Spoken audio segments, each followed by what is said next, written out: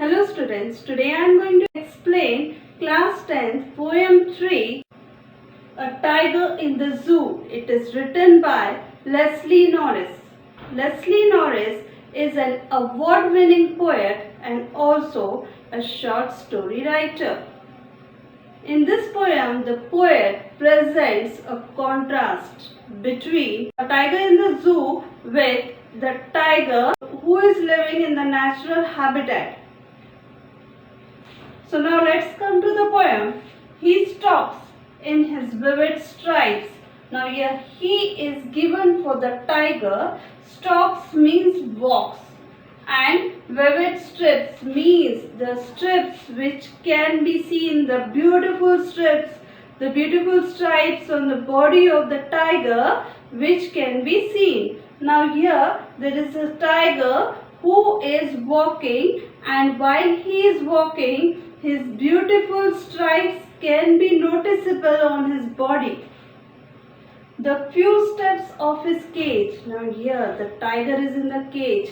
So that's why he is taking a few steps. Taking a few steps means that the cage is very small and he doesn't have enough space to move about in it. On pads of velvet quiet, in his quiet rage. On pads of velvet quiet means that his paws are padded and it is very soft as velvet. Here quiet means that while the tiger is walking, we cannot hear the noise of the footsteps of the tiger. In his quiet rage, rage here means anger. Now here the tiger has the hidden anger in him and he cannot show it because he is in the cage and he cannot do anything. Now here the next two stanza in this poem shows that if this tiger would be in his natural habitat, what this tiger would have done. He should be lurking in the shadow. Now if this tiger was in its habitat, so what the tiger would do? The tiger would be lurking in the shadow. Lurking means the tiger would be hiding. Where he would be hiding? In the shadow. Shadow of what? Shadow of the trees and the long grasses. Why he would be hiding? He would be hiding to attack. Sliding through long grass. Sliding here means walking very slowly. The tiger would be walking very slowly in the grass. Why he would be walking very slowly? That to catch his prey. Near the water hole where plump deer pass. Plump here means fat. He is going to slide through the long grasses and he is going to walk through the long grasses very quietly and wait until the plump deer, the fat deer would pass there for what? For drinking water. And when the deer would come there, the tiger would attack the deer for its food. Next stanza. He should be snarling around houses. Snarling here means a kind of noise. The tiger would make here a kind of noise. At the jungle edge. At the jungle edge means at the end of the jungle, means at the border of the jungle. Bearing his white fangs, his claws. Here, bearing means showing. What he would be showing? White fangs. White fangs means the white long teeth. His claws. Claws means the nails, long nails. To whom he would be showing? Terrorizing the village. Now here he would be going at the jungle edge. He is not going to go inside the village. He is going to go at the jungle edge. And when he is going to go there, he is going to show his white fangs, means he is going to show his long white teeth and his nails. For what? To terrorize the village people. He is not going to eat them or kill the village people. Here it is already given that he is going to go only up to the jungle edge and he is going to frighten the village people. Now the next stanza here, but he is locked in the concrete cell. What happened to the tiger? He is locked in the concrete cell. Concrete means a thing made up of mud, cement and water. Now here there is a cell which is made up of concrete. He is locked inside that. His strength behind bars. His strength. The tiger is known for strength and his strength is where? Behind the bars.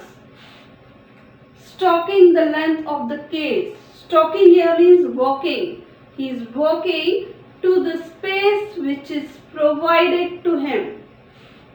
Ignoring visitors. He is ignoring the visitors here. Ignoring means he is not taking any notice of the visitors here. Because you must be seen whenever you go to the zoo, you must be seen that the tiger, you feel that he is lethargic, he is not energetic, because the tiger is confined to one small cage. He wants freedom. As human beings and animals, everyone wants freedom. So in the same way, the tiger here also wants freedom. He is confined in the small cage and so he ignores. Whom he ignores here? The visitors. He hears the last voice at night, the patrolling cars. He hears the voice of the patrolling cars, the cars which are moving around for the safety of the animals in the zoo. So he can hear at the night, he can hear the noise of the patrolling car and stares with his brilliant eyes at the brilliant stars.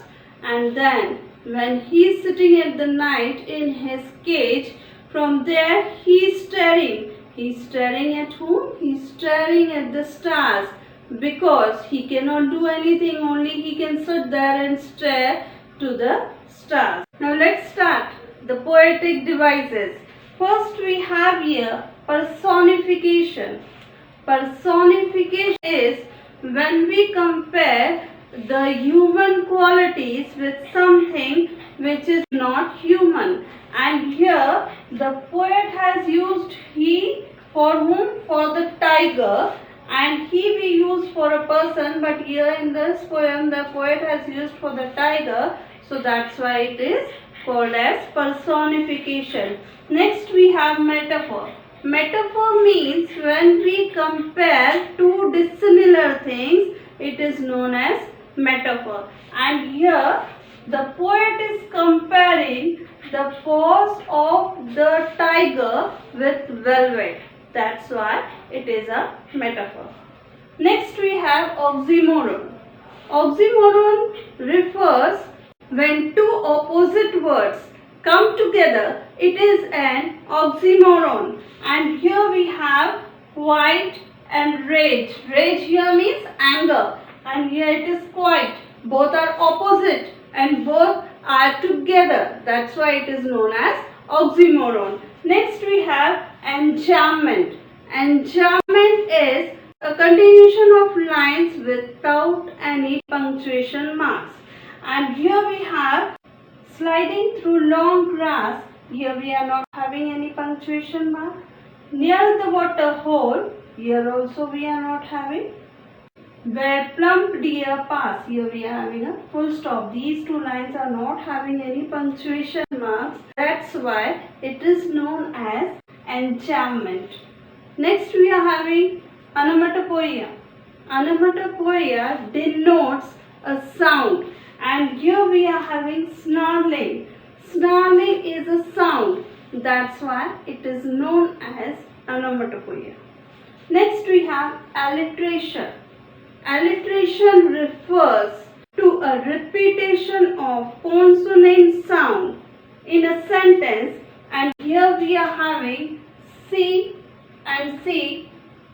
Then again we are having B and B in this sentence, and they are consonant sound, so that's why it is known as alliteration. Next we are having assonance. Assonance refers to a repetition of vowel sound, and here in this sentence we are having I here also we are having I, and here we are having I, and it is a vowel sound and it is repeating here, that's why it is known as assonance. Now next, the rhyming scheme. The rhyming scheme of this poem is, the first line, last word is stripes. It is not rhyming with anything here in the first stanza. Next we have cage. Cage is rhyming with rage. And then we have white. So here the rhyming scheme of this poem is A, B, C, B. I hope you have understood this poem very nicely. Thank you very much. Keep watching my channel and please like and subscribe it also.